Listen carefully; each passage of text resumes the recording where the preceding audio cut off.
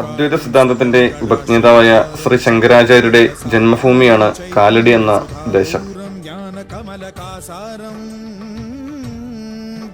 അദ്ദേഹത്തിന്റെ പേരിൽ സ്ഥാപിച്ചിട്ടുള്ള സംസ്കൃത യൂണിവേഴ്സിറ്റിയാണ് ഈ കാണുന്നത്. അദ്വൈതം എന്ന് പറഞ്ഞാൽ രണ്ടല്ല ഒന്നാണ് എന്നാണ് അർത്ഥം.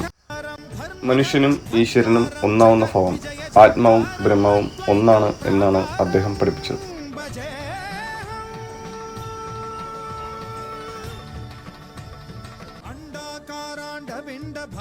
ഇന്ത്യൻ പ്രധാനമന്ത്രിയുടെ വിസിറ്റ് ചെയ്ത സ്ഥലമാണ്. അതിനുശേഷം ഇവിടെ നല്ല ഡെവലപ്മെന്റ്സ് ഒക്കെ ഉണ്ടായിട്ടുണ്ടോ. നമുക്കിവിടെ ജാതി മതഭേദം തന്നെ ആർക്കും ഇവിടെ വരാൻ വിസിറ്റ് ചെയ്യാം.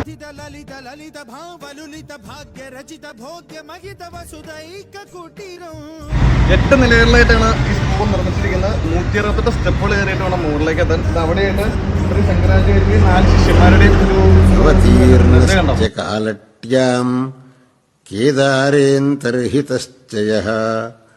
ചതുഷ്പീഠ പ്രതിഷ്ഠാത ജയതാശങ്കരോ ഗുരുഹു.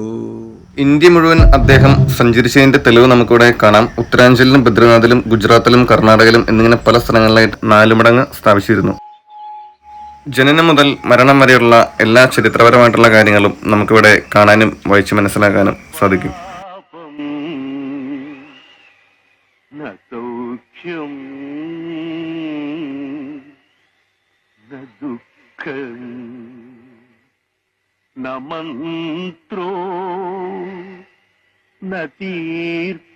കാലടിയിലെ ആദിശങ്കര ജന്മഭൂമി ക്ഷേത്രം കൂടി ഇവിടെ വരുന്നവര് തീർച്ചയായിട്ടും കണ്ടിരിക്കണം.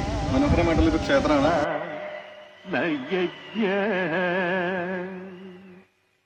അഹം ഭോജനം നൈവ ഭോജ്യം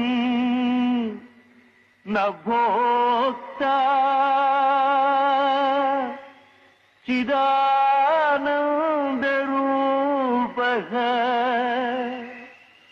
ശിവോഹം ശിവോ.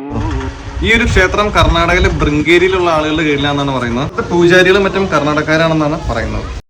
അവതീർണശ്ച കാലട്യാം കേദാരേന്തർഹിതശ്ച യഃ ചതുഷ്പീഠ